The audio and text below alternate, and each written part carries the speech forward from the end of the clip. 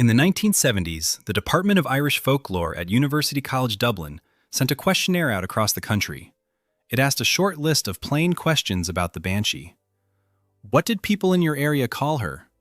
What did she sound like? Which families did she follow? Had anyone you know actually heard her? The replies came back from every county in Ireland, and they were not what a questionnaire about a folk belief usually produces.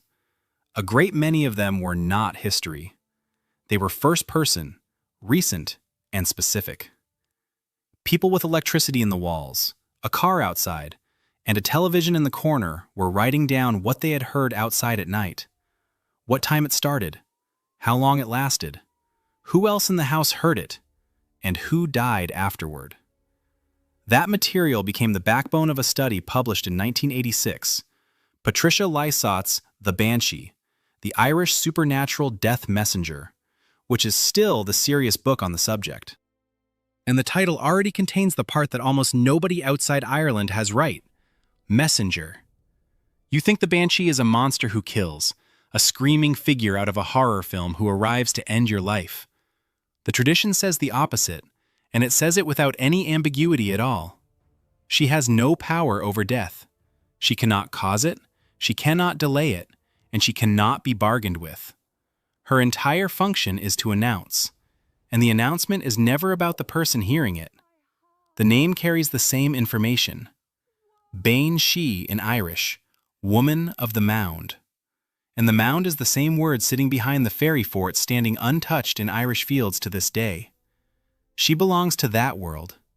She is not a ghost, and she is not a demon. And people who held the belief were precise about that difference. Then comes the detail that turns the whole thing around for most people hearing it for the first time. She did not follow everyone. Under the traditional rules, she attached herself to certain families only, the old Gaelic lines, the names carrying O and Mac, and the same surnames appear in the record over and over: the O'Briens, the O'Neills, the O'Connors, the O'Gradys, the Kavanaghs. Which means having a Banshee was not a misfortune. It was a claim. Families stated it about themselves the way you would state that your house was built by your great-grandfather. It said your line was old enough and fixed to one place long enough to have been noticed by something that does not notice recent arrivals. And the reason that claim mattered so much sits in Irish history rather than in Irish folklore.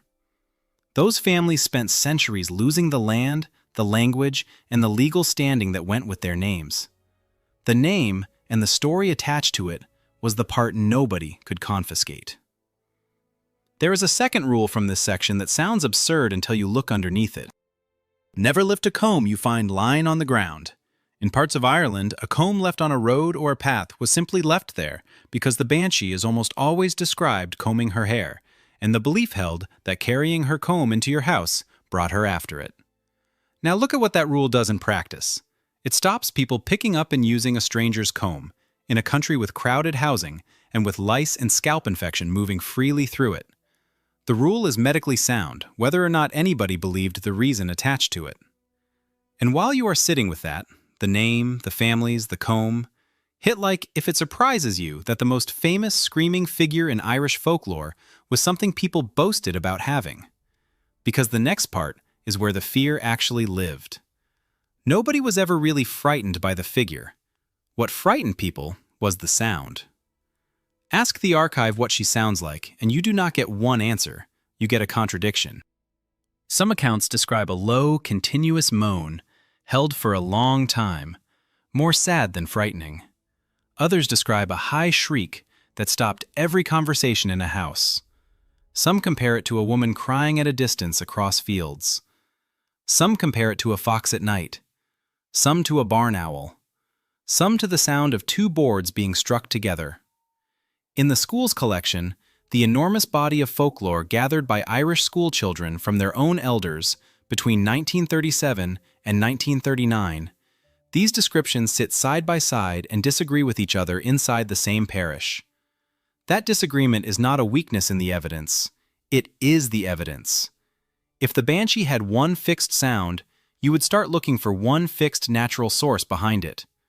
What the record actually shows is people attaching a known name to a whole range of sounds that a night in rural Ireland genuinely produces. A vixen calling in winter sounds close enough to a woman screaming that anybody who has heard it once does not forget it. A barn owl, widespread across the country before its numbers collapsed, produces a drawn-out shriek at close range that has nothing owl-like about it to an untrained ear. None of that makes the people who reported it foolish. They were describing something real and reaching for the only category they had. But the most useful detail in the whole sound question is not what she sounded like, it is the word people reached for. They did not say scream first, they said keen. The Irish word is quena, and it is not a general word for a loud noise. It is the funeral word. It names one specific thing done over one specific body at one specific point in a ceremony. People were not describing a monster noise, they were describing a funeral arriving early. There are rules around the hearing as well, and those are consistent across the country. You did not hear her about yourself. She was heard by neighbors, by people out on a road, by a household 2 fields over, and very often by several people separately who compared notes the following day. She was heard at a distance from the house concerned rather than inside it, usually at night and usually moving. If more than one was heard at once, the tradition holds that the person dying was someone of unusual standing or unusual holiness. And here is the mechanism sitting underneath all of it, so stay with this one. The cry was almost never reported before the death in a way that anybody could check. It was reported after. Somebody died, and then the district assembled the account, and the strange sound from 3 nights earlier took its place inside it. That is not people lying. That is how memory works on everybody, then and now. But the strongest evidence for what the Banshee actually is does not sit anywhere in these accounts. It sits in a job that real women held, in real houses, for real payment. An Irish wake was not a short event. The body was laid out at home, the house stayed open for 2 or 3 days and nights, and the whole district came through it. Food, tobacco, drink, storytelling, and at set moments the keen was raised over the body. The woman who raised it was the bean quainta, the keening woman. Districts had their own, the same few names called on again and again, and they were often paid, in money, in food, or in drink. This was skilled work, and everybody involved understood it as skilled work. The keen was not undirected wailing. It was improvised verse, delivered aloud, and it carried content. It named the dead person's people and their line. It listed what they had done, what they had owned, how they had looked, who they were leaving behind. It was spoken directly to them rather than about them. In a country where most people could not read a printed obituary, this was the obituary, performed once, in front of everyone who mattered, by a woman who knew how to do it properly. And it did something for the family that a printed page cannot do. It set the hour. It gave the household permission to break down completely, in public, at a moment everybody had agreed on. And then, permission to stop. Grief with a start and a finish, run by a professional. The church spent centuries trying to end it. Clergy condemned keening as unseemly and as a survival of paganism. Rulings against it were issued again and again, and the pressure never really let up. Add the famine years, mass emigration, and the collapse of the Irish language across most of the country, and the practice thinned out and was effectively gone by the middle of the 20th century. Now put the Banshee beside the woman who did that job. She wails at a distance from a house where somebody is dying. She has long, unbound hair worn exactly the way keening women wore theirs. She is old. She is attached to one specific family. She is heard rather than spoken to, and she cannot be paid, thanked, or turned away. The Banshee is the keening woman moved outside the walls and made permanent, and the tradition held on to her long after the real women had been silenced. Which brings this to the part that deserves some care, because the system had a victim built into it. The message was for the living, But the dying were in the same house, and the walls were thin. Accounts in the archive describe families deliberately keeping the report away from a sick person in the room, closing a window, sending the children outside, changing the subject when somebody came in with the news. Because in a household where the belief held, being told the cry had been raised outside was not gossip. It was being handed the outcome, in a bed, with nothing left to do about it. The one person the whole system could not protect was the person it was about. And there is a second edge to it.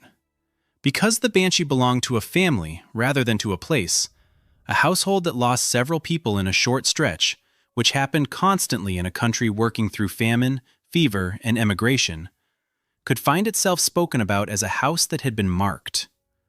A belief that started out as a way of dignifying death could settle on a grieving family as something much closer to a verdict. If this took something you thought you already knew and turned it the other way round, subscribe. Because taking a figure apart like this is what this channel does. So the question worth asking is, why this one outlasted almost everything else from the same tradition? My answer is that it was doing 3 jobs at once, and all 3 of them paid off, whether or not you personally believed a woman of the mound was standing in a field at 2 in the morning. The first job was communication. A death in a scattered rural district had to travel, and before telephones, it traveled at walking pace, house to house, through the night. There was always a gap between the death and the news, and there was always somebody who said afterwards that they had known already. The Banshee is the account that fills that gap and makes it respectable. The second job was psychological. An announced death is an ordered death. In a country with almost no working medicine, where a strong adult could be gone inside a week and nobody could say why, the difference between random and fated is the difference between a household with no footing at all and a household that can say, the thing was coming. That is worth a great deal, and it costs nothing. The third job was continuity. She was a claim of antiquity that could not be taken off you, and unlike land, it was portable. It crossed the Atlantic inside people's heads. Irish emigrants brought her into American cities through the 19th century, and accounts turn up in Irish-American communities long after those families had lost every acre they came from. And that crossing is where the meaning bent. The word banshee entered English as a word for a noise, wind at the corner of a building, a siren, a set of brakes, an engine at the top of its range. People who have never heard the words Banshee in their lives use it several times a year. Then films and games did the rest and made her a killer, a figure whose scream tears people apart, which is the exact inversion of the original. The one being in the entire tradition guaranteed to be harmless, the one who arrives with no power to do anything at all except tell you, is the one that got turned into the weapon. Meanwhile, in Ireland, decades after anybody was supposed to still believe it, a university questionnaire went out and the replies came back in the first person, from people with a television on in the next room. Next time you hear somebody call a noise a banshee, it is worth remembering what the original actually was. Not a thing that kills. A woman doing a job, standing outside a house in the dark, announcing that a particular person was going, that the family they belonged to was old enough to be worth announcing, and that the grief could start now. If you want me to take apart the death messengers other cultures built, and there are far more of them than most people expect, put it in the comments. There is enough there for a long run of these.